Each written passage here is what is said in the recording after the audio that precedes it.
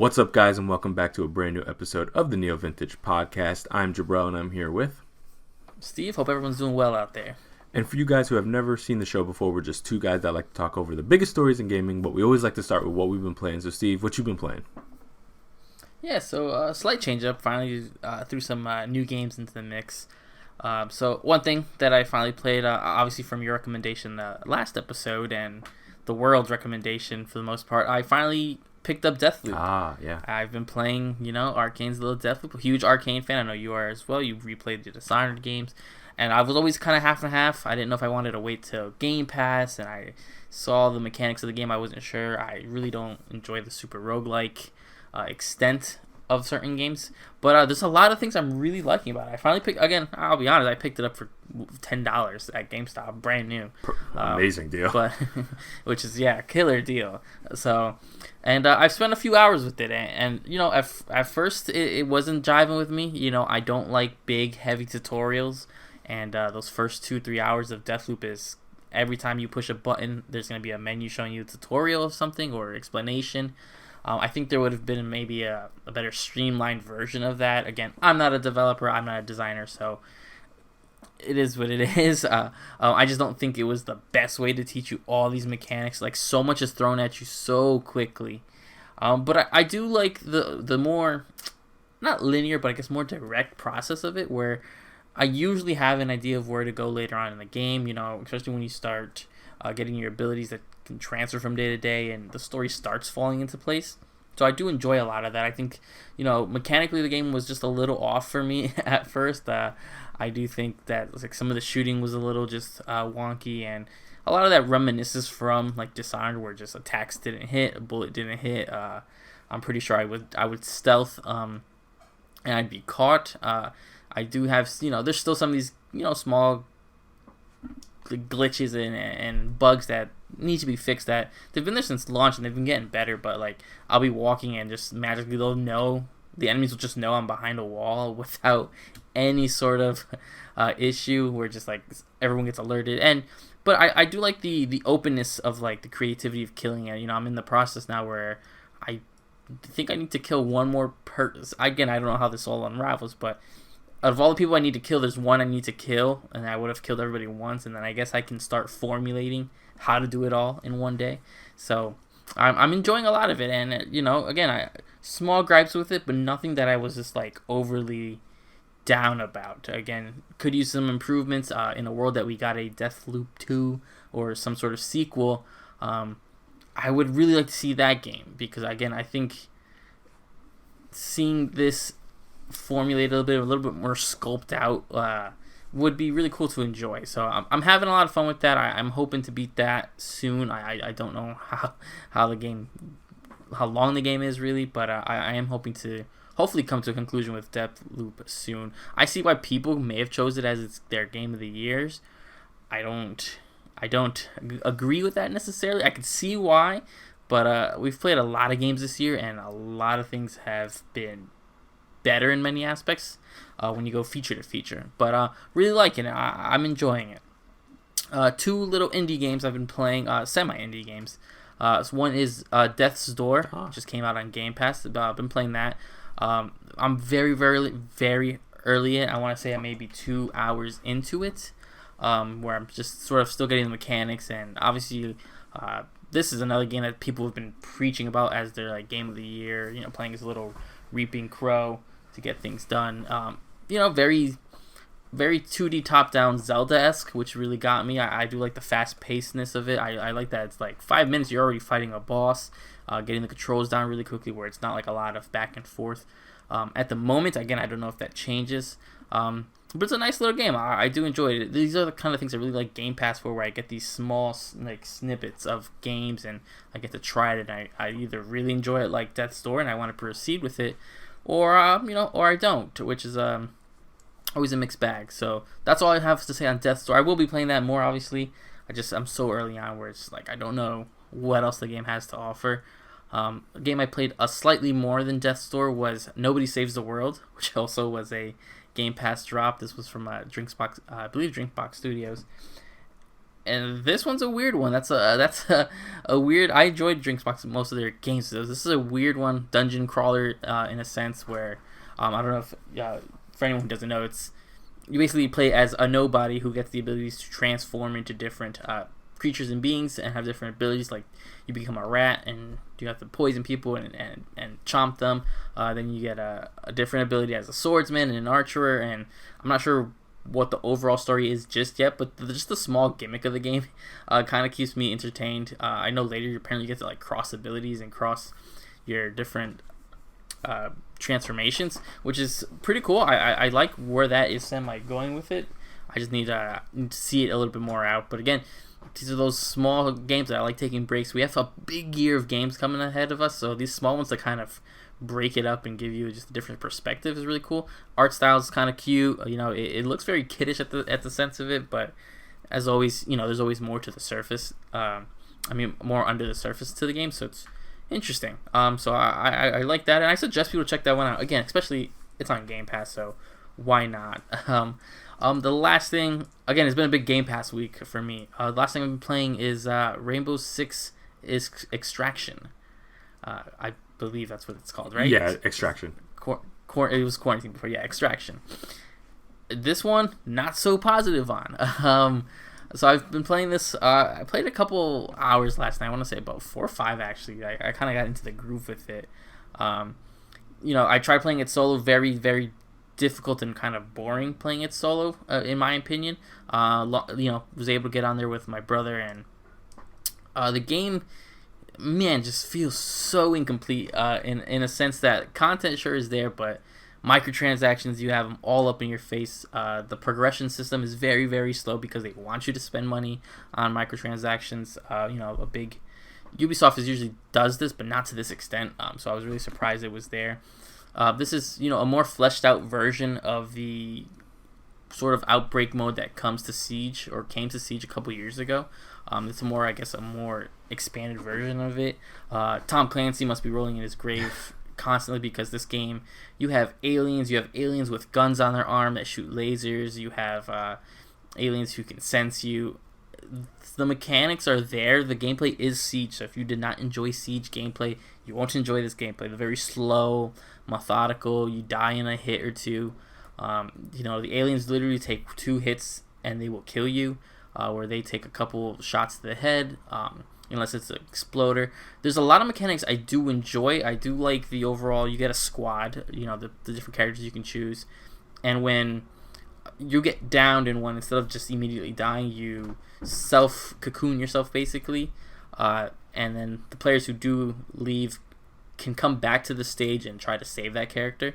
I do like that opportunity. Just a lot of the small mechanics don't really work that well. Again, enemies kill you instantly, even on the easiest mode. And to get all these cool upgrades, you have to grind. So you either have to play so slow and methodical that you finally get some good experience points, but it just doesn't feel like that. It feels you're very just kind of dropped in a map, and then you're just told to do what you got to do, without any sense of guidance.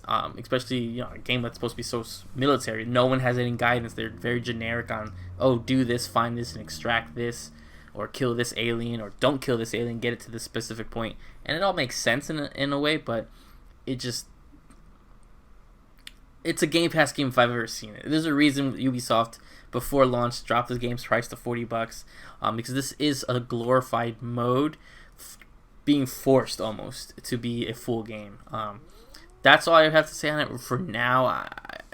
The shooting, the mechanics, it's all transferred from Siege. So if you know anything about the Siege games, that's how this game plays. So, which is either good or bad for most people. But it's weird to see some of these characters literally drag and drop. Some of the maps from Siege are in this game, just smushed together and alternate a little bit, so you can do this, alien mode. Which is, it's in a sense almost trying to hit that Left 4 Dead feel again, which we know that, Back 4 Blood couldn't even do it properly. So it's just a mixed bag, and it's just everything people were assuming about this game is pretty much true. How it kind of flopped, that it should come to Game Pass. It's the only way people will play it. Let me tell you, I would have never touched this game if it didn't come out on Game Pass. I was not going to spend $40 on it. So that's all I've been dabbling into. A couple new things.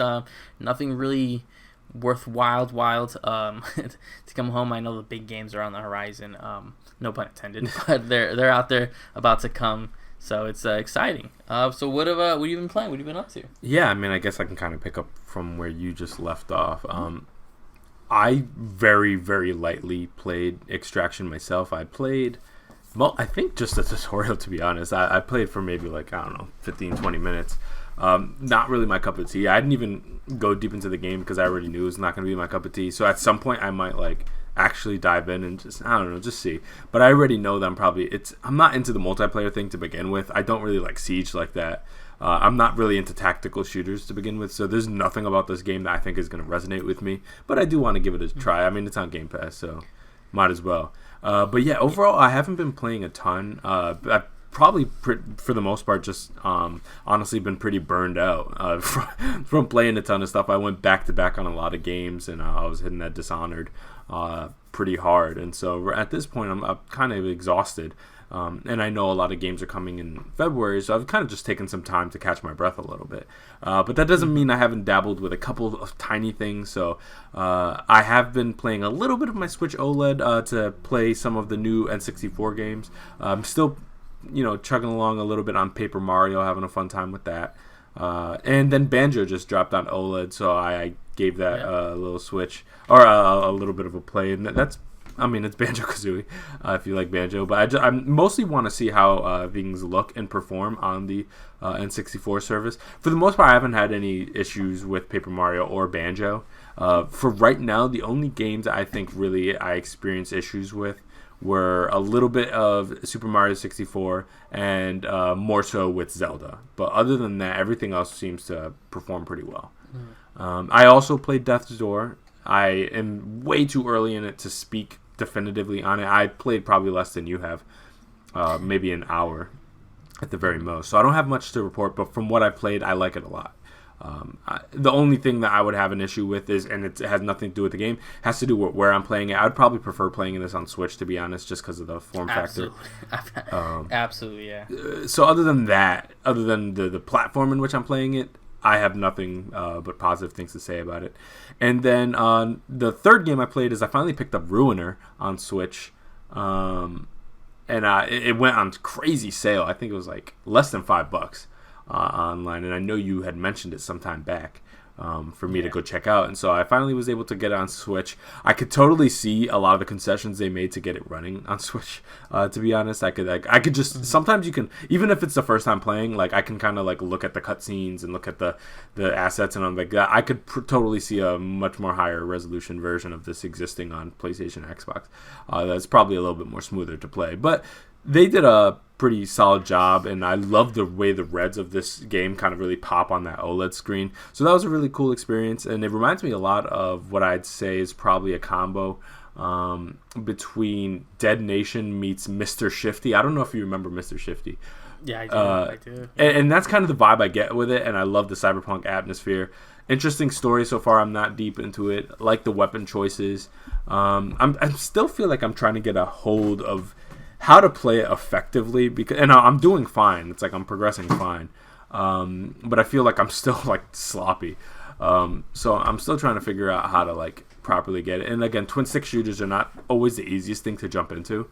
Sometimes they snap in a Dead Nation or an Alien Nation. Then other times it takes a little bit more to get acclimated to it. So this is one that's going to take a little bit more time for me to get used to for Ruiner. But overall, I'm pretty positive on it, and definitely worth the money that I paid for it. So if you can find it on sale, I highly suggest it.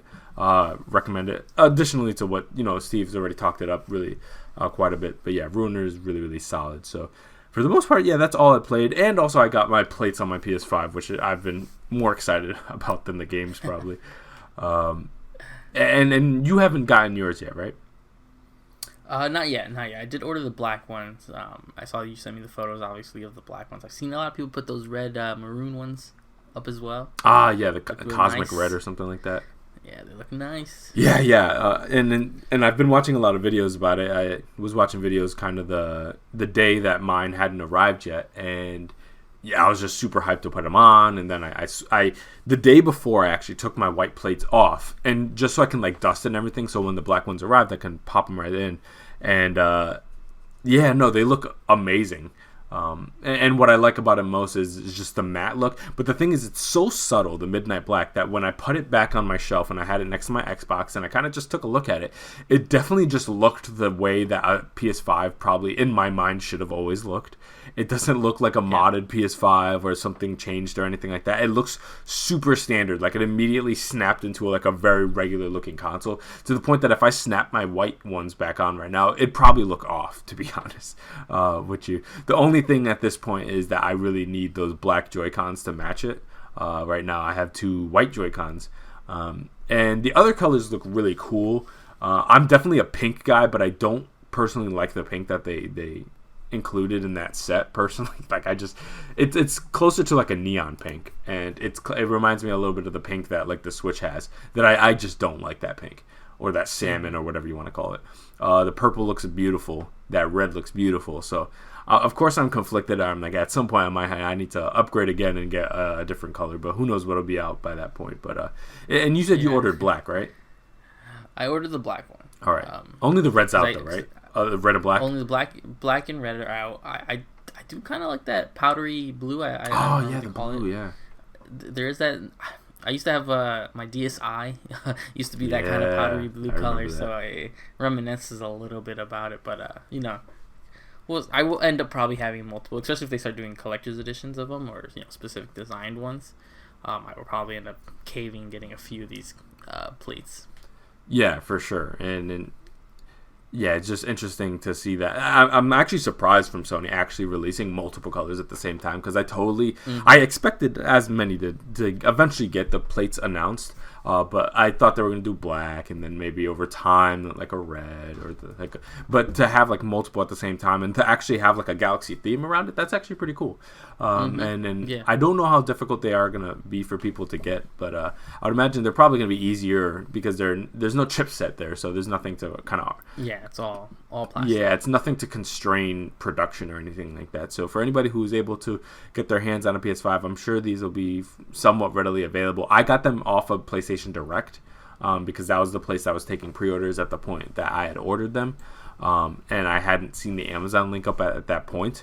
So I got it off the Direct site, and that allowed me to get it day one. But I'm sure eventually they'll be on Amazon, Best Buy, GameStop, wherever you want it. So for anybody who is interested in it, I definitely give it a thumbs up. Definitely get it. Totally worth it. And I love it that for the most part, this console is modular. It actually reminds me a little bit of the 360 days, where you could change the faceplates, because with the PS4, if you wanted a different looking PS4, you got to get a new PS4. So like, as much as like I loved the Destiny PS4 and all these things, I just had my standard black one pretty much all the time, because I wasn't really trying to buy a whole nother $400 system. So this is great. You spend $50 and you can have a completely brand new looking system.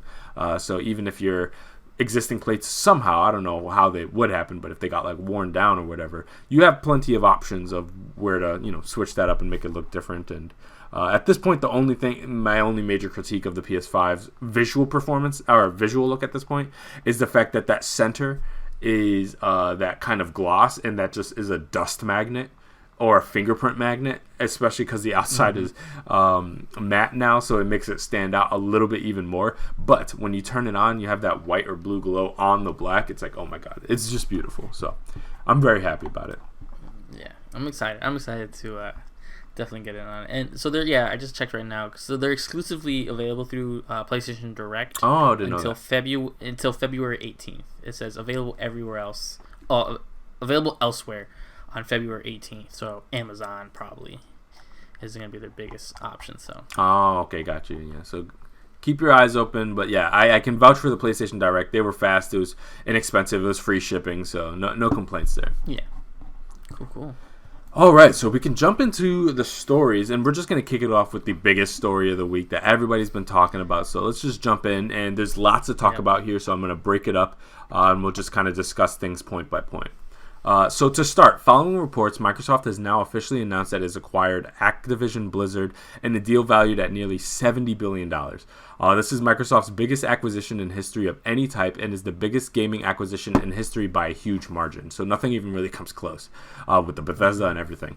Over many decades, the studios and teams that make up Activision Blizzard have earned vast wellsprings of joy and respect from billions of people around the world. Xbox boss Phil Spencer said, "We are incredibly excited to have the chance to work with the amazing, talented, and dedicated people across Activision Publishing, Blizzard Entertainment, Beenox, Demonware, Digital Legends, High Moon, Infinity War, King, Major League Gaming, Radical Entertainment, Raven Software, Sledgehammer, Toys for Bob, Treyarch, and every team across Activision Blizzard." It's like, holy crap, do they have quite the roster.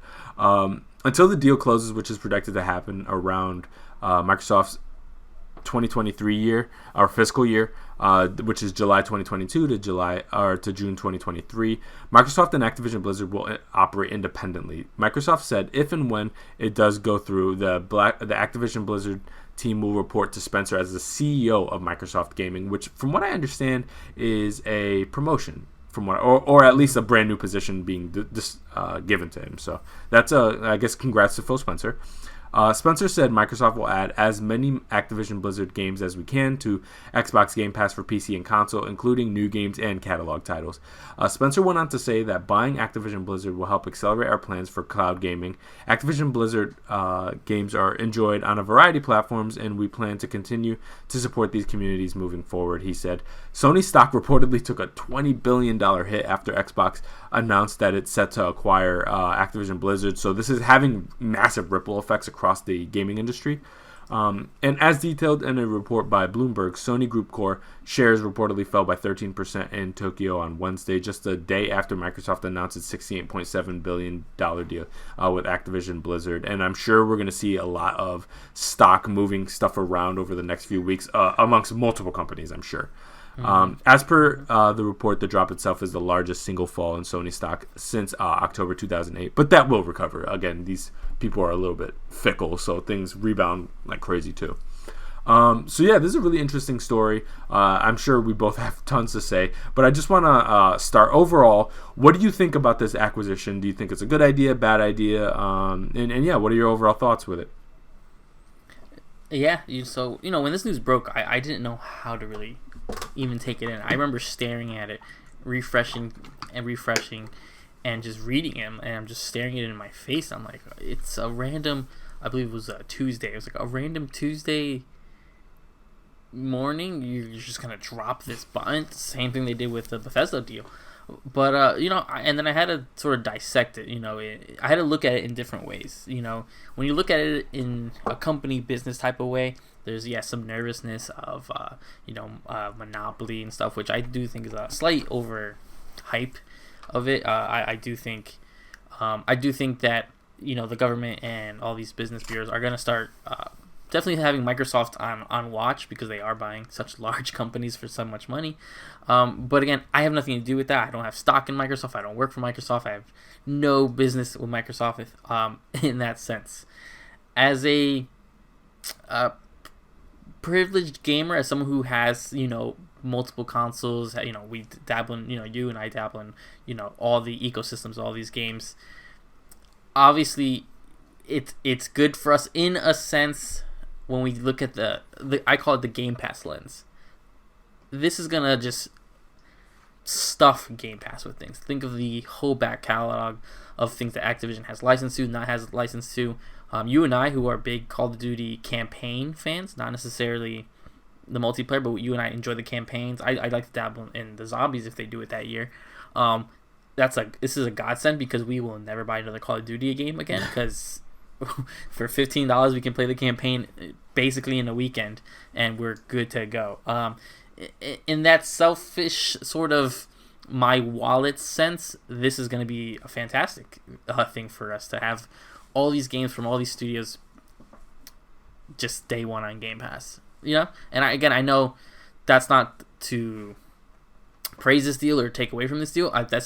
I had to look at it in that sense where how is it going to directly affect me is that these games day one are going to be on Game Pass. I don't work in the industry of actually making video games, so I don't know how that'll trickle effect, and we'll see how this waves into everything else.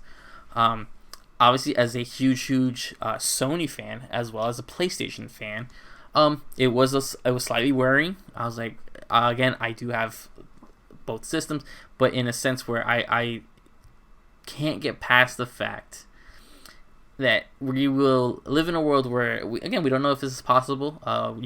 Phil Spencer has been doing his usual tour of words on exclusives and that whole deal. But in a world that we can get a new Crash or Spyro game and it could be exclusive to Xbox, it's crazy. Is an insane deal, and I know we have that in slight sense. It's the same reaction I had that when they announced the KOTOR remake, and it's timed exclusive to PS5. Even though it's a timed exclusive, those things can really change into something else that we don't know. It's still almost like it's like blasphemy. I'm like, what? So it is just such an interesting deal. I do, and the last way I look at it is the hopeful way.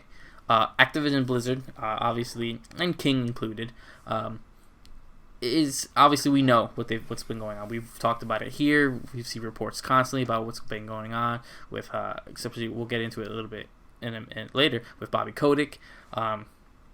All the mishandling of the companies, the mishandling of their employees, of IPs, the way they were treated, the harassment, the deaths, all these things that really have been just nailing Activision Blizzard to the wall and the quality of their games as well. It's time that I hope now under the new reign of Microsoft that things get better, that things get addressed, that things get fixed, and I know in certain ways they will, in other ways we don't know. I do hope that Microsoft pushes this, or Xbox pushes this to, break that Call of Duty cycle, let these companies do what they need to do. If this acquisition is what we have to do to get Tony Hawk Pro Skater 3 and 4 HD or whatever the remake, that's fantastic. Unfortunately, it'd probably be exclusive. It's just, there's just so many moving parts in this deal that it's so much less where when they bought Bethesda, it's like, all right, I don't play every Bethesda game, and the ones I want to play, I can still play on my Xbox, or I can get it on PC. That's cool. This has so many other moving parts between teams, employees, and IPs that it's just insane. That I don't think we could ever see another, even if someone, in the world that Sony responds and buys Sega or someone like that, it would not be nearly this complicated because Activision is just everything. They can do everything themselves. They didn't need help. And now you have someone come to basically take the whole reins from them. So those are just my sort of off the top reactions to this. Got you. Yeah. And I share a lot of the same thoughts as you have been. I'm kind of conflicted on it. Like there are things about it that I think are interesting and good, and there's other things that are concerning. I would say overall, in terms of like, just let me get this out of the way. In terms of like exclusives, like does this mean this is only going to show up on Xbox? Like I don't have as many concerns about that. Obviously, well, Phil Spencer said he was going to honor the commitments until they're not going to basically snatch out, games from that were already agreed to be on PlayStation. They're not going to snatch them and only put them on Xbox. In terms of future games when they get announced, I'm sure some will. It'll be like Bethesda. Some things will be exclusive, some things won't. I haven't been a single platform gamer in quite a while. So my concern about, will I be able to play? That's obviously a privileged position you and I don't really have to worry about. Like, it can kind of show up where it wants to show up, and I'll just play it anyways, like whether it's Xbox or PlayStation. So, yeah, I don't really have those concerns, obviously, as just a personal gamer. But and I think it is interesting to see Xbox inherit not only Activision, but what comes with Activision. And, again, yeah, as you mentioned, we'll get into it later, but now Activision's problems are essentially Xbox's problems, and not only do they get a whole bunch of these studios and this incredible back catalog, and they're going to be able to make Game Pass an even more robust service, which is awesome as an Xbox gamer. But yes, now Xbox Game Studios or Xbox as a company or Microsoft overall, they have also sexual harassment allegation issues to deal with. Now Xbox has the Hong Kong issues to deal with. Like, this is Xbox's problems now because they own them, or at least, in 2023 will. And so that's a very interesting position to be, where it's like, with all the goodwill that Phil Spencer and Xbox have worked to get over the tail end of the Xbox One generation into the Series X generation, and them really being the kind of bastion for like customer friendly, good to developers, paying out, giving money to the studios who need it to be able to develop their games. Games like Psychonauts 2, who like they probably wouldn't exist without Xbox having financed that operation, which is a great thing.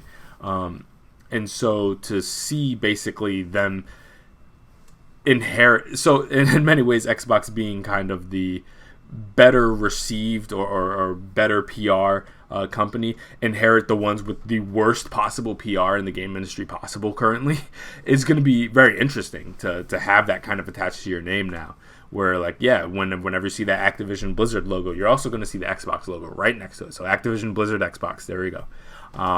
And so that's going to be an interesting position for them to be in. And I think also the major concern that I have about it, that a lot of people have, and again, if it sounds like I'm negative on this deal, it's not that I'm negative, is that I think there's a lot to consider here. Because again, I never in a million years saw this coming, because to me, Activision Blizzard was on the same level as the EA. And these are like these massive publishers that I think are in the acquiring business, not being acquired business. So I never saw Activision getting bought out, not currently, at least, because I didn't see any major companies wanting to attach their name to them currently right now. Let them sort out the issues, then we can work it out. But the fact that Xbox is more than willing to jump in, I mean, good on them, I guess. But what I think the most interesting kind of wrinkle of this deal is the idea of the horizontal merger. And it's an issue that we're seeing a lot of in the streaming world, and once upon a time in the music streaming world, but in the video streaming world specifically, where you get a handful of companies that hold so much power. And very specifically, I'm looking at like a Disney, for example, where they own this. Essentially, they own Marvel, they own ESPN, they own Star Wars. I mean, National Geographic. Like, they own freaking everything. And yeah, it does get, and then you got Apple, and then you got all these major companies that own so much, and so you have so much power in the hands of so very few. And yeah, I think it is a concerning trend to see the game industry essentially head in the same direction, where you have Xbox buying up all these major properties. So you're going to only have so many independent entities that really even make a splash going forward. Not to mention, you also have like companies like a Tencent, for example, that are owning or highly investing in it. And I'm not getting into like the political leanings necessarily of Tencent. That's an entirely different conversation. But it's more so the idea that like you'll have these kind of monoliths that control. So when you look at an industry, you have all these moving parts, but it all essentially boils down to 3 or 4 names, which is not a good position to be in terms of the health and vitality and creativity of an industry. When you have just so few people controlling everything, when somebody can basically like, okay, because I own A, B, and C, and the game industry only is made out of so many letters, I can change. If I choose to do this really toxic thing in my games, you just affected 25% of the game industry. You know what I mean? That is my concern, and it has less to do with my faith in Xbox in doing the right thing, and more so their ability to do that. The idea that it's like, if theoretically Phil Spencer was like, okay, all of my games that I own, I want this really crappy microtransaction gambling feature in it. And he would never do this, obviously, but let's say he wanted to. Mm-hmm. And he was like, okay, let's do it. Do you know the percentage of the game industry that would be affected if he just chose to do that on a whim? You know what I mean? Yeah. And so the same concerns that I have with this kind of horizontal merger is the exact same issues that a lot of people had with, like, for example, Amazon once upon a time, where they just had so much power that they can kind of on a whim run people out of the game industry. So if like a trend was happening or out of the retail industry, that's what Bezos was doing at once upon a time. And so it just concerns me a little bit to see a company basically be able to do a very similar thing. I mean, if you look at what like Xbox owns, you take like Xbox, EA, Ubisoft, Sony, and Nintendo. I mean, at that point, there's not a ton of massive people left. You got Square kind of floating around. They got some degree of power. Sega is an IP power, but they're not really. Yeah. You and I, how much I love Sega, but Sega's Sega at this point. And then you got like Capcom, but they're more in like the FGC domination kind of thing. So yeah, I think it's worth keeping an eye on the idea that like, yeah, Microsoft is buying up all these things, which is so awesome for Game Pass. And as a Game Pass subscriber myself and as an Xbox owner myself, yeah, I'm stoked for that. But on the same time, I think this is a indication of a broader trend that I don't think is going to stop here, and I don't think it's going to stop with Microsoft. I think Sony sure is definitely going to have big things in the works. I think other companies like EA, there's going to be more consolidation on there, and I think it's overall a bad trend. I think diversity in terms and independence of these companies will ultimately breed the most creative things. You know what I mean? Like, as much as I love Disney, the fact that they own so many things certainly does stifle creativity to a certain amount, because if it's not their vision of what they want it to be, then it's not essentially going to exist. And there's not a lot of people out there with the budgets and scale to be able to compete with that, really. So you get a very specific linear view between Warner and Disney. That is what superheroes are right now in 2022. And I think that's a concerning prospect. And I think there's a lot of analogs you can draw between the game industry, if that makes any sense. That's kind of my general thoughts on it.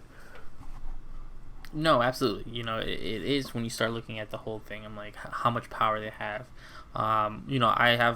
I discussed this with someone else, and I said I don't believe there's a way that all these studios last that were under Activision Blizzard. I think some of these, not that people are gonna get like completely fired, so I just think there's gonna be rework. I don't see. When's the last time Beanox released the game? Yeah, it's like all these small support studios. I think are gonna be, moved around. I believe like. Raven Software, which is a big favorite of mine, will hopefully be pulled off this Call of Duty cycle, given a game again, or given a new IP. And the ones who want to stay over, move on over into Infinity Ward and all these other teams, Treyarch. Because I believe Treyarch and Infinity Ward for sure are going to stay making Call of Duty. Oh, of course. But it is a scary time. If I was one of these employees at under Activision Blizzard, I would be just so nervous and excited. I get it that having this new force seems and could be good, but no company's perfect. We've seen Sony coming off the greatest gen for them in a while, PS4. Yeah. Kind of stumble this year a little bit, where an Xbox is looking better and better, but it doesn't mean that a mistake can't happen. It doesn't mean that something can go wrong with this deal, either up front or behind the scenes. For sure. And I don't want to misconstrue or miscommunicate the idea that, like, from a business perspective, from like Microsoft's position, like, this is a brilliant deal. Don't get it twisted. Like, the fact that now Activision, if Activision's selling, and yeah, $70 billion is an insane amount of money, but like the fact that it's like now, Phil can be like, okay, we own Toys for Bob. Yeah. Like, we got that. Or we have like Sledgehammer and Raven, the credible studio over there that we're gonna actually be talking about later. Infinity Ward, like, these are like some real heavy hitters. That I think most of all the one that people are sleeping on, the one that people are not talking about is King. King is probably arguably, in terms of just general cash coming in, the money that I bet Xbox gets from King is going to finance so many games that I don't think otherwise would have seen the light of day. So I think from that perspective, you can obviously see a positive spin on this. The amount of money King brings in from all those phone games is like ridiculous. We're talking about billions and billions of dollars that they bring in annually, and with no sign of that slowing. So the idea that, like, that's just a massive cash flow that is just going to be funneling into Xbox at this point, that will be the budget for a lot of upcoming games that otherwise may have never been able to be funded. So from that perspective, there's obviously a positive angle on this, where I think this is super interesting and a great deal, and I think they'll be able to recoup that $70 billion in short enough time. Like, I think it was overall a smart business decision. As somebody who's not, like, I'm not a venture capitalist, I'm not like a stakeholder, so I can't talk 100% like definitively about the business, but just from an outside observer, I think that this overall was a very smart business deal. I just think that they're going to have the FTC and antitrust people on their booty for quite a while related to this. It's coming, and I'm sure Microsoft is very well aware of it. They've been involved with that kind of stuff before, so it's not the end of the world for them, but I'm sure we're going to be hearing article after article after article in latter 2022, definitely into 2023, about certain government agencies being like, is this even allowed? We'll see, but I'm sure it's going to go through. From what I've heard from Phil Spencer, this is already in the latter half. This is cemented. Yes, it's not like to the point where it's kicked in, and Activision doesn't currently belong to Xbox, but from what I understand, the intentions are there, the finances are there, and Activision's is ready to go. Xbox is ready to go. So all this, I think this just probably requires approval, if anything. I think so. Yeah, for sure. Not because, especially since the way they've been talking about it is that at this point, this is basically they're at the same point mirroring Bethesda deal, which we saw completely go through, but it did take some time. One quick thing on the King aspect. Oh, of course. Again, that is a underrated and underspoken thing that people are thinking. Microsoft's been very vocal about wanting to break into the mobile space, and I know a lot of people thought xCloud was that deal. No, King is that deal. King knows what it is to be in that marketplace, to hit, to make money, to deal with iOS, because Apple's not an easy company to deal with, and they don't necessarily like Microsoft that much. So there's a lot of that underworking that I think that's a very, very good step in that direction. Again, business-wise. And I agree with you that business-wise, this is a good deal. We also have to remember, it's come out and they've confirmed it that Activision went to Microsoft, Xbox didn't go in waving checks. They were approached. That's interesting. That's out there. That Microsoft wasn't looking for this deal. It's I forgot what article or who. I don't know if it was even Phil Spencer who said it. But Activision is the one who approached Microsoft and Xbox for this deal. They were the ones who were basically like, "Do you guys want to buy us?" And I don't know if that's due to obviously the scandals and everything like that. But it is interesting to think that an opportunity like this landed in Microsoft's lap. Of course, they were going to do for sure. Do it for. I mean, it just makes so much sense. Yeah, and it's very interesting, kind of looking on the broader game industry sense, to see them kind of acquire like someone like King, because it shows a very different strategy that I think makes a lot of sense, where it's like, if you want to break, first off, Xbox is not the first major publisher to want to break into the mobile space. We saw that not too long ago with Nintendo, actually, and you saw two very different strategies there. Nintendo was like, basically like, we're gonna basically build the mobile infrastructure from the ground up and build our own Nintendo mobile SKU, which is cool, and I think to some degree has worked out, as opposed to Xbox, where they get to jump in with a proven entity and just essentially reap the rewards. So they don't have to iron out those kind of growing pains in the same way Nintendo did with the Super Mario Jump game or whatever, or Run. Where they had to find out, okay, how do you monetize this? How does the mobile industry even work? What do fans agree? And I feel like they really hit their stride finally with Animal Crossing, Pocket Camp or whatever. But that you have to keep in mind, that was not their first or their second foray into that space. They had a couple of games, and notably, all of them are pretty good. But it was a matter of finding out what works and what doesn't. And so Nintendo, it took them a little bit longer, where Xbox essentially gets to just jump headfirst in and reap the rewards of King, because King has been around for some time now. They have a number of just absolute juggernaut IP that now Xbox gets to leverage in many ways. So, in many ways, Xbox kind of like in a blink of an eye becomes a heavy hitter in the mobile space, as opposed to having to climb their way there, which is very interesting. And certainly it cost them. I'm sure in many ways that it cost Microsoft way more to get to that position than it took Nintendo to get to theirs. So there's pros and cons certainly to both, but at the same time, I think it's very interesting. So I think this shapes Microsoft to be a very different force in the game industry going forward, considering just the sheer amount of studios and companies that they have under their belt. So now we can get into the more controversial side of the acquisition that we kind of both breezed over. Bobby Kotick, Activision's longtime CEO, is expected to leave after the deal closes, according to people familiar with those plans. Microsoft had said in its announcement Tuesday that Mr. Kotick will continue to serve as CEO of Activision Blizzard, and that after the deal closes, the Activision Blizzard business will report to Microsoft Gaming Chief Phil Spencer. But the companies have agreed that he will depart once the deal closes, the people said. But I don't think Microsoft has straight up came out and confirmed that. So that's the interesting thing. And the first thing I thought of when I heard this story is it kind of brought me back to, I think, like maybe a week or two ago, maybe even a little longer, I don't know, that I believe either Phil Spencer or Xbox released a statement, something along the lines of like, we are aware of the Activision things and we are reassessing our relationship with them. I don't know if you remember that story. I do.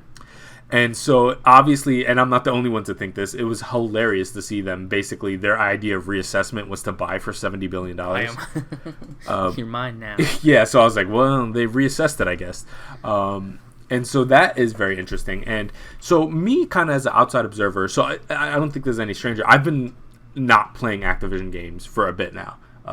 And again, I was never the biggest Activision guy to begin with, but as so long as a lot of these messed up allegations existed and management hadn't acted adequately about that, I had just ceased playing any Activision games. And so for right now, in the short term, that doesn't change.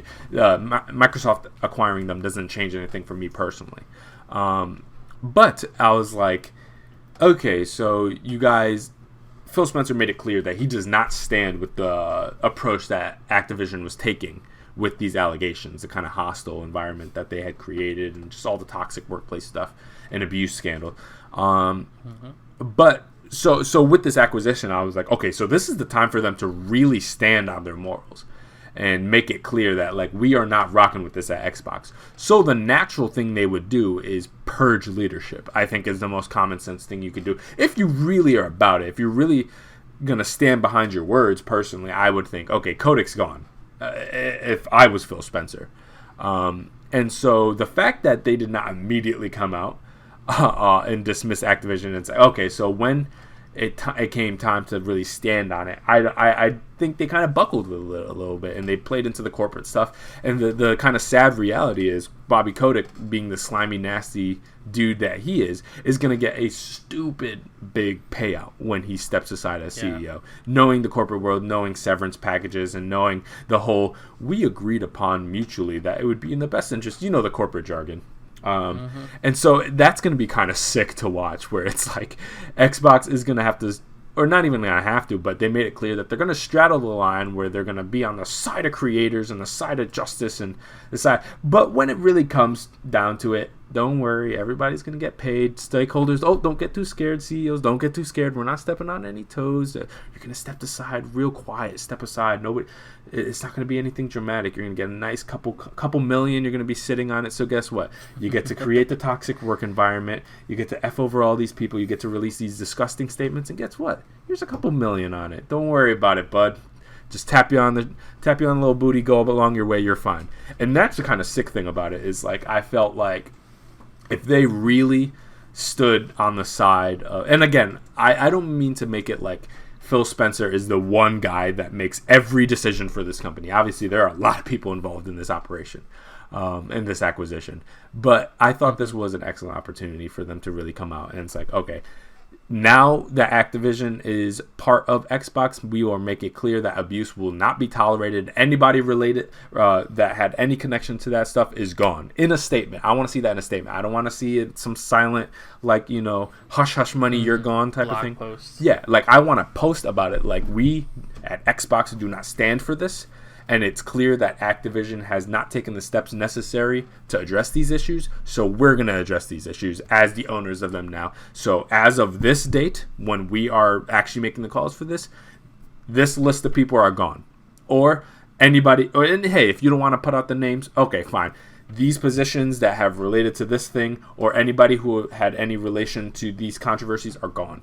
I think that would have been the necessary step to show me that, okay, Xbox is really standing on their ish this time. But it doesn't seem like they're going to go about it. I think this is going to be way more of a corporatist kind of move where they're going to keep things on kind of the hush-hush and keep it down. And he's probably going to go silently and get the Fox News treatment where he gets a stupid payout. But yeah, what are your thoughts about the whole Bobby Kotick situation? Yeah, for lack of better words, screw this guy. Yeah. I mean, what a terrible person. I also was hoping that Microsoft, at least in the days following, would do a straight interview or a press release, because Phil Spencer does really well in these. Those he doesn't like to give out all the information. I think this is something that needed to be addressed. So for the fact that they weren't out and saying we were gonna, help evaluate, reevaluate, triple check these allegations, and we don't stand for this. Like all this stuff they could have said to not just garner good, good press, but to put some of these new people, these teams that are now going to be under Microsoft's arm, at ease. That listen, what was going on is not going to continue, and we will go back and fix what's going on. The fact that they're very, I'm sure they would love to have been out and like, yo, Bobby Kotick's out. Obviously, business doesn't work that way. They can't just, especially until the deal is done. Obviously, Kotick has, he's majority stockholder in Activision. Yeah. I mean, he basically reworked that company from the ground up. So obviously, he probably had a lot in them saying like, "Yo, don't talk about me. Don't say anything about me. Don't. I said you acquired us. It is what it is. Don't mention the allegations. Don't mention this because it's under investigation." He has a lot of power still there, which is the main issue. But it is a little underwhelming to see him flip flop. The big thing, we're reevaluating our relationship with Activision. You reevaluated it from partnership to ownership. That's what happened. Yeah. But it is. I do hope that they have to address it. I think whether it has to wait until Kotick is actually out. It does suck, unfortunately, that, again, people have lost jobs, opportunities in their lives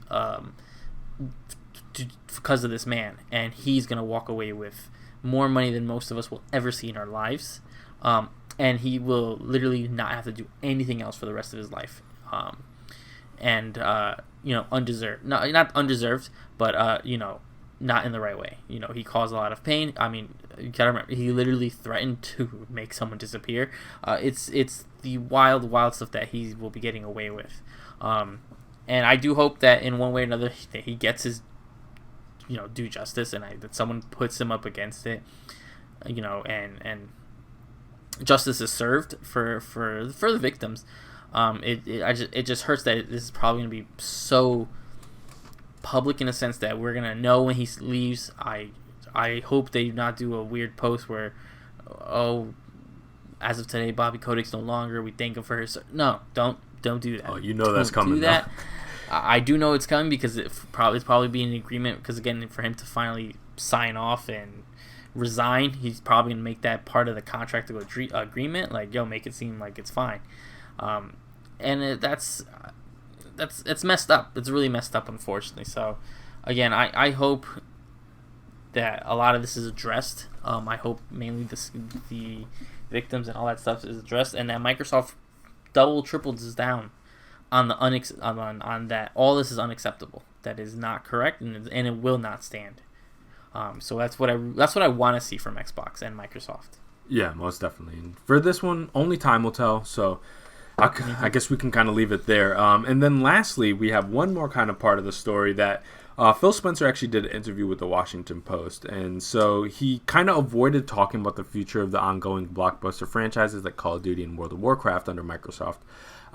Instead, Spencer talked about the overlooked franchise Activision owns that Microsoft will get access to. And this is a quote by Phil Spencer. "I was looking at the IP list. I mean, let's go," Spencer exclaimed. "King's Quest, Guitar Hero, I should know this, but I think they got Hexen."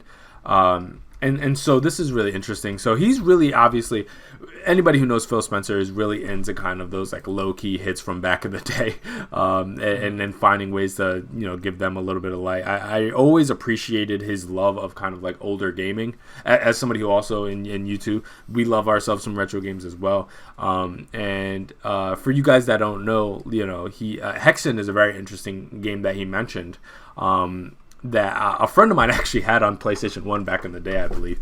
And for you guys don't know, it's like a first-person fantasy game. So when I heard him mention that, I was like, what the hell? I was like, I just hadn't heard that name in so long.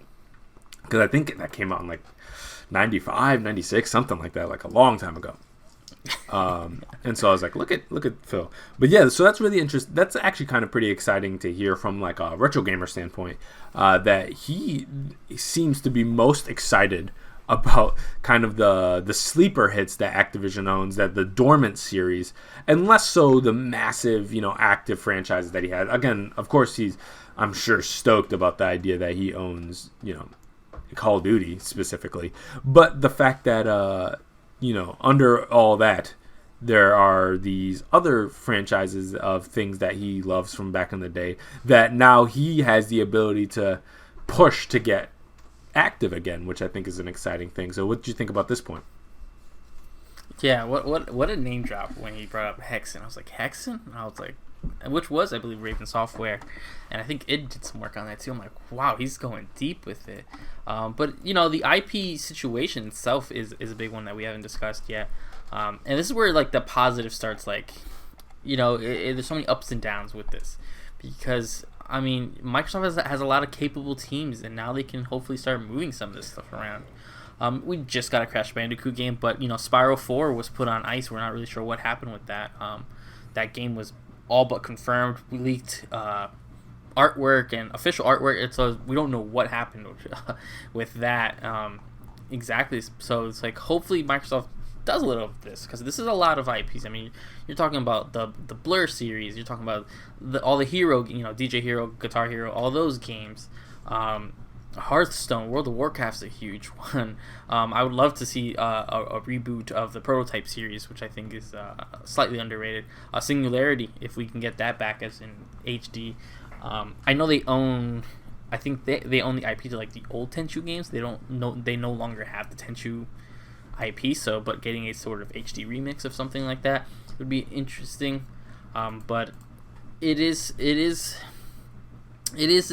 almost like I wish time could speed up a little bit, because I want to see how this all really works. Obviously they're still being kind of tongue-in-cheek about exclusivity, what comes to PlayStation, what doesn't. I know there was the tweet where Phil Spencer said, I just got off the phone with Sony, and I think we had a really positive conversation of what's going on with future Activision titles. And I think it's going to be, I think it's kind of obvious that I think maybe like Call of Duty, at least for a few years, will be still multi-platform. I mean, you have to think the next two Call of Duty games are all but running on PS4 and PS5 dev kits, so why wouldn't you just produce them? Big money.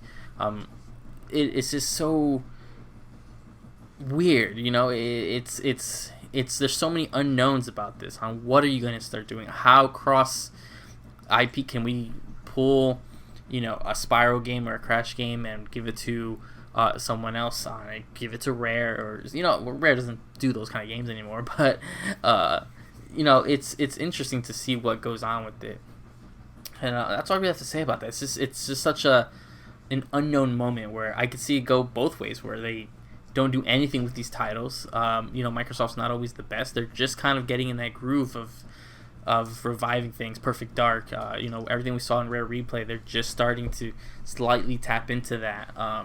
Killer Instinct has been dead for a few years now, and they have not given it to any other company. And I know they keep talking about how they don't want it to be dead, they want a nice solid fighter, but they're all hush-hush about it. So I just hope this is not just a lot of smoke and mirrors, and when the time comes, we're still waiting 12, 15 years between Spyro games, Crash games, and seeing these companies go full flown with these IPs. Yeah, for sure. And kind of to just cap it off, I was actually giving some thought to like the exclusivity thing, and I think it's way more likely that like Call of Duty gets the Minecraft treatment than kind of just a straight times exclusive or something like that. Like just because of sales, like I think a lot of the reason why you bring in Activision, additional to owning IP, is just the money that they're able to generate with their annualized franchises. And the idea that they would want to half that, or even, significantly decrease that by pulling it off PlayStation, it in many ways kind of defeats the purpose of bringing in Activision.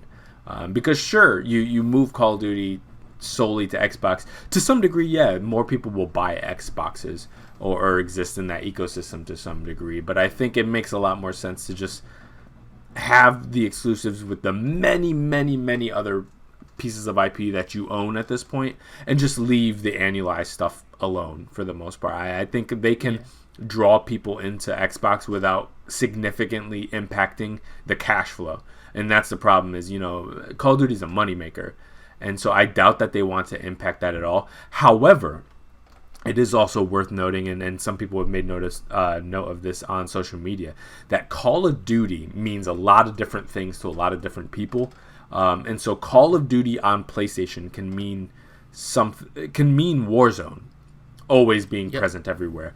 That at no point did they ever have to necessarily keep the campaign everywhere or zombies everywhere or anything like that. So who knows? They can maybe see the numbers and they could be like, okay, so like a lot of the multiplayer stuff, Warzone is very multiplayer. Everybody's playing that everywhere. So let's not impact that too much. That's bringing a lot of money. However, we could see maybe keeping some of the core experiences to the Xbox platform, and that won't make drop the player count too severely.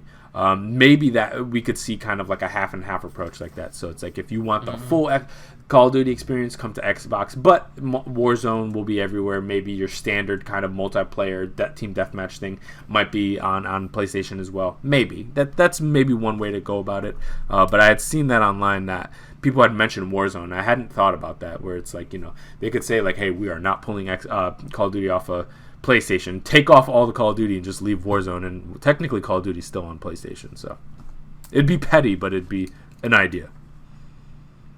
Yeah, I think that's also a big part of it. Again, there's talks and rumors of them not even doing a Call of Duty every year, so that would make sense where you don't really need one, especially with Warzone. Warzone's so baked in with this, that's a primary mode. So it would be interesting. We're going to have to see. Again, this is stuff that we won't see for years, unfortunately, but we'll remember these moments when we promised that it would or wouldn't happen, and of course, it's got to go one way or the other. Yeah, who knows? It might be famous last words, because the Bethesda exclusivity thing didn't necessarily play out exactly how I thought, so who knows which direction they'll go with that. Yeah, it took forever to get our answers, but we did get the answers with the Bethesda deal, finally. For sure. Yep. All right, and this story is going to continue evolving for God who knows how long. So this won't be the last time we touched on it, but I think that's a good starting point. At least I think we covered all our bases from what's come out in the week. It was like every day something else was breaking, so I'm glad we recorded when we do, because for sure we were able to have a full pack instead of half and halving it. But gotta move on now to Sony and some possibly good news, but I'm very skeptical. So several PlayStation 3 games have reportedly recently spotted on the PS5 store, causing speculation that the PS5 could get further backwards compatibility. VGC reported that the PS3 game Dead or Alive 5 briefly listed a display price of $7.99 in their money, where it previously redirected users to PlayStation Now version of the game. Additionally, other users reported similar new listings on the PS3 versions of Bejeweled, as well as Prince of Persia games, The Forgotten Sands, and The Two Thrones, each with their own individual price. However, none of the games were purchasable at these prices on PS5. At the time of writing, IGN could not replicate these findings, which could mean that this was a simple error in the PlayStation 5 store, or this is potentially mistaken early release has now been fixed. All these happened while rumors of Sony launching Project Spartacus in the near future, which would be the response to Xbox Game Pass service. That was all trending online. Obviously, this came around. What a bad time to do, obviously, because of all the big deals. Spartacus has obviously been a big talking point, as well as an answer to all this stuff going on with Activision and Microsoft. Now, this got me very excited. I did some digging, and I got less excited. So this is exciting that the PlayStation 5 is recognizing these games as PS3 games, specifically. My only thing is this happened years ago on PS4. Before a game was officially put on PS Now, it would appear in the market and then immediately almost disappear within hours. I don't know if this is that. I don't know if that's a backdoor way of them doing things that it would appear that way. I would love to believe that this is just prepping for backwards compatibility, prepping for PlayStation Pat or Project Spartacus, whatever they end up calling it. These are some of the titles which would make sense. Some of these ones that were showing up, like the Prince of Persia games by Ubisoft, PlayStation and Ubisoft have a pretty good relationship. There's usually exclusive content, so I would see that kind of working in well with backwards compatibility, especially with the Prince of Persia remake. Even though that game is in development hell right now, it would kind of make sense. I'm just, until I see an official statement, it's very hard for this. Again, I've been booting up my PS3 to dabble in a few old PS3 games, and it's very, very rough to do that. It takes forever to turn on, forever to load, and half the time it just doesn't want to really boot. So it's kind of rough to do that. So the fact that some of these games are just stranded in there, just so much more pushes, and the fact that this was trending so much and everyone was running with the story just shows that hunger is there. Again, this is all happening right after we had some licensing and copyrights done with Mark Cerny. His name showed up in a few things when he was doing the copyright. His copyright rights were renewed and stuff for PlayStation backwards compatibility, and we all know that Power Hour he did where that backwards compatibility diagram looked very off, like it was missing things. So what did you think of this? I know this is something that you want as well. I think most people want this. But what did you think of this sort of bubbling up again? Yeah, I think obviously Sony's proper response to Game Pass, like a more robust version of PlayStation Now, maybe combined with some other things, is to some degree an inevitability. But I think that this specific error, and it's funny you mentioned that having popped up again. Like, I did remember when that happened. Before. So I really did think that this is very likely just an error. I don't think this is a sign of other things to come, even though I do have full faith that Project Spartacus thing is happening. Mm-hmm. What that looks like when it's all said and done, I don't know. I think if I was them, I think there's likely scenarios and then there's ideal scenarios. Ideal scenario everybody wants is the PlayStation Game Pass, basically, where they have you reaching all the way back, the Twisted Metals and everything like that. Everything Sony owns is here to stream, to download. That's the important part, the download. They fixed the PS3 thing. Everything's there. You want to play Infamous? Here you go. That's the ideal everybody wants. The more realistic scenario is that, they just expand backwards compatibility on the PS5 to include probably PlayStation 1 and 2. Alongside of 4, have 3 available for streaming, maybe adjust the pricing things to make it a little bit more streamlined. And if I was them, maybe I don't think it's impossible for them to possibly have some kind of deal with a bigger publisher, whether it be a Square Enix, because with the PlayStation deal to have the Final Fantasy games maybe available on this service, maybe even a Ubisoft. I think that would be a really smart idea. It's hey, we have a revamped Game Pass competitor on our services. We're partnering with Ubisoft on this, and just use all of the Assassin's Creed games and all the Far Cry games as marketing options. I think that would be brilliant of them, personally, because there is a real thirst on the PlayStation side to go back to some of these old games. The problem with, and it's hilarious, it's nothing matters on PlayStation until it's available. So basically, a lot of the fanboys don't think backwards compatibility makes it is worth it, or anybody cares about old games until it's available on the PlayStation ecosystem. So the moment it's available on PlayStation, that's when we're gonna see how many people really do care about backwards compatibility, and I think it's gonna explode, because I see people all the time online talking about oh my god, I specifically oh man, Ezio is so cool. I wish I can go back and play that. But yeah, a lot of people are really not trying to crack open the 360 or their PlayStation 3 or whatever to go back and play that. And if you're on the PlayStation side, a lot of those games you're kind of out of luck. And yeah, there are HD remasters and stuff like that, but sometimes people have these old discs. So if they can find an elegant solution to that, and I don't think it's ever going to be.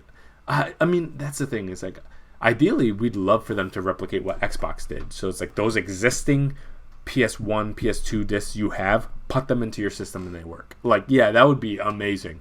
And there's software solutions to that, but I just don't think the infrastructure is in place on PlayStation to do that. I just don't think so. I'm not a tech guy, but I feel if they could do that, they would have done that. And I just don't think. I think the fact that there's an entire PlayStation generation they don't have an elegant solution to play right now shows the fact that there are not the most. Before the PS4 generation, we're not the most forward-thinking in terms of developing backwards compatibility. And so, I think the most realistic scenario is that PlayStation now gets a little bit of a rehaul, and maybe they partner with somebody, and they expand the backwards compatibility. More PlayStation 1 games, PlayStation 2 games for download and stuff like that. But the ideal solution is, or the ideal situation people want is that literally just Game Pass, just done by PlayStation. But we'll see how it plays out. I'm positive about it, but I think overall this story it was just a glitch, probably most likely. I don't think it's kind of a sign of other things to come. Though I think that service is incoming, and I wouldn't be surprised to see it roll out sometime in 2022, maybe 2023. But that's kind of my thoughts on it. Yeah, we'd love to see it. Again, we have to see it. There's slight rumors that there's a state of play on February 2nd. Oh, yeah. Which would put it right between our recording weeks. So luckily that would happen before our next recording. If it's true. No one knows if it's true. I don't think Project Spartacus is ready yet. And if it is, they're probably obviously reevaluating the price point, especially now knowing what Activision is doing. So we'll have to see, but it is. I think it's time that this is at least publicly addressed. Go play Resistance. Go play the Resistance series on your PS4 or PS5. Yeah. Can't. Go play the original Killzones. Can't. Go play Infamous 1 and 2, the games that Sony holds highly, highly up there. You can't play them. You cannot play them. You have to. I mean, it's ridiculous that it's been this long, and then there's that a solution hasn't been found, unfortunately. But we'll have to, unfortunately, just wait and see and keep praying. Yeah, I mean, look how long it took them to allow you to change your freaking PlayStation ID. So these things take time, and when it comes out, I'm sure to some degree it's going to require a lot of work. I don't think it's going to come out of the gate swinging because again, these are massive technical overhauls. This is not as simple. Again, like for them to be able to on previous consoles to get them to run things natively, they had to include like physical drives that actually natively ran the games. That's why they took that feature out of the PS3s, the ability to play PlayStation 1, 2, and 3 games all on one system, because it's just not an easy solution to this. Xbox, thankfully for them, had designed their games in a way and designed their consoles in a very different way than PlayStation did. So when it came to like the Series X and the Xbox One, play Xbox 360 games. Go ahead, play the original Xbox game. It doesn't really matter. It all kind of runs on the thing, but that cell architecture really bit them in the booty, and hopefully they can figure that out. All right. Yeah. So the last story, and this is interesting because we're kind of headed back to Activision for a second here, but it's a little bit bigger than them. So this story is going to be about the Raven Software QA team finally unionizing. This is by Nicole Carpenter over there at Polygon. Quality assurance workers at Raven Software, a subsidiary of Activision Blizzard, are unionizing with the Communication Workers of America, or the CWA. The group called the Game Workers Alliance is the first group of workers to form a unit under Activision Blizzard. Workers are asking the company to voluntarily recognize the union, which has the support of a supermajority of Raven QA workers, so 78% of eligible workers. A CWA representative told Polygon some Raven Software QA workers have been on strike since early December after Activision Blizzard denied new contracts for 12 members of the QA team. So it seems like they were going to bring on some people, but 12 people were denied contracts, so they went on strike. The strike of several dozen workers, according to the Washington Post, has no end date, and management has not yet responded to the workers' demands as of the time that report was written. According to the CWA, Activision Blizzard has not cooperated with worker organizers. Instead, it's used surveillance and intimidation tactics, including hiring notorious union busters to silence workers. So this is definitely giving similar vibes to the situation that we saw at Amazon not too long ago. Activision Blizzard has issued a statement regarding the Game Workers Alliance request for voluntary recognition. Activision Blizzard is carefully reviewing the request for voluntary recognition from the CWA, which seeks to organize around 36 of the company's nearly 10,000 employees. While we believe that it's a direct relationship between the company and its team, members delivers the strongest workforce opportunities, we deeply respect the rights of all employees under the law to make their own decisions about whether or not to join a union. Across Activision Blizzard, we remain focused on listening closely to our employees and provided the improved pay, benefits, and professional opportunities needed to attract and retain the world's best talent. Over the past couple of years, this include, and you know what, to be honest with you, that's just kind of Activision corporate nonsense, because obviously they're not particularly enthused about the idea of union happening, but unionizing the game industry has been a general push by a lot of people for quite a while that I think is overall an incredibly positive force for the game industry. Because for you guys that don't know, when you look at like crunch conditions, compensation, and just overall workplace cultures around the game industry, it's been really, really toxic and really, really destructive to a lot of people. We've seen this pop up over and over and over again, whether it be at Ubisoft, Activision. We saw it at Rockstar once upon a time. So this kind of issue has been happening over and over again, and this is not the first video game union to exist, but it's exciting to see something on the scale actually happen at a subsidiary of Activision Blizzard. It's really interesting to see how that kind of translates to once after that that acquisition happens, like what's that relationship going to be, because obviously Activision is not particularly pro-union by the way that they're just the jargon that they're using specifically in their phrasing, and their unwillingness to really work with them. But at the same time, you know, they have a super majority of, 78% of eligible workers join the CWA or the GWA in that case. So obviously this is, something kind of out of their control at this point, and they need to start working with their workers and actually value people's labor in a real way. So obviously it's no secret that I'm like pretty pro union, but I'm curious to know what your thoughts are on this story. Yeah, it's hard to have like a general consistent of should everything be union, should everything not be union. Yeah. I work in a completely different industry. Some of my locations are union, some of them are not union. I do not work for a union, but a store very close to me does work for a union, and I see the ups and downs. Again, sure. Different industry, different related, so I can only compare small parts of it. But it is a in my sense a store by store case, and it makes sense that it's almost a company by company base in the gaming industry. Because some companies, especially when I see it from Raven Software itself, just as an entity, has been treated horribly. Being forced around, moved around. So I can only imagine what that trickles down to the everyday worker. So for the everyday worker to be more comfortable, to have the benefits it needs and should have, and is earned, it makes sense. Which is why I'm pro union when it makes sense. And this is one of those statements when you see, all those QA members just out of nowhere being just laid off, especially right before your company takes almost a $70 billion, your head company taking a $70 billion check from Microsoft. I'm glad that this was almost coinciding with that, because it makes sense.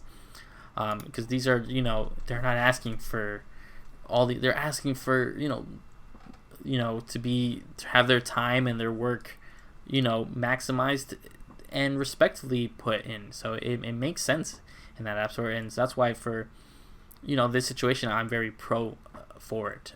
Again, It's rare when I see a situation that the unions don't work for or shouldn't be there, but now this is like I'm doing more and more research on it as it's appearing more and more in our news feeds. That's why I was glad this was happening, and I think this is not going to be the last of it, because I know it's going to continue working on. Again, questions when different who you answer to changes, so it's going to be interesting to see how that exactly works out. But I do think there's going to be some learning curves, but I do, in general, feel very happy for them and excited for this all to really start to rolling. Yeah, most definitely. And then I think ultimately, when it's all said and done, this is just a power shift, and it kind of, you have to make a decision for yourself, whether as a consumer or as a worker or as a manager or whatever you may be in whatever industry, where it's like, where do you want that power to lie?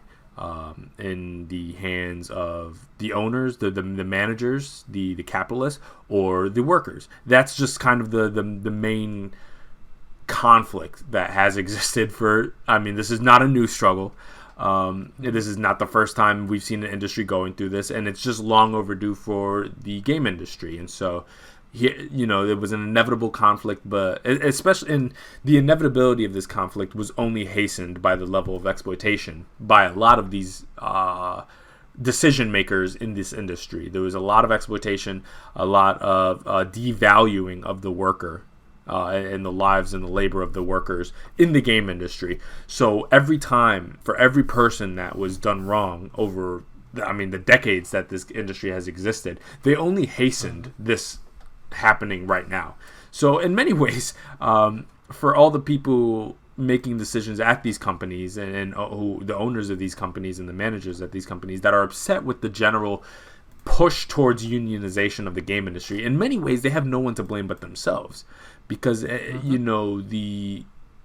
we just as kind of just outsiders who play games, you and I've heard about the abuse of these developers for years.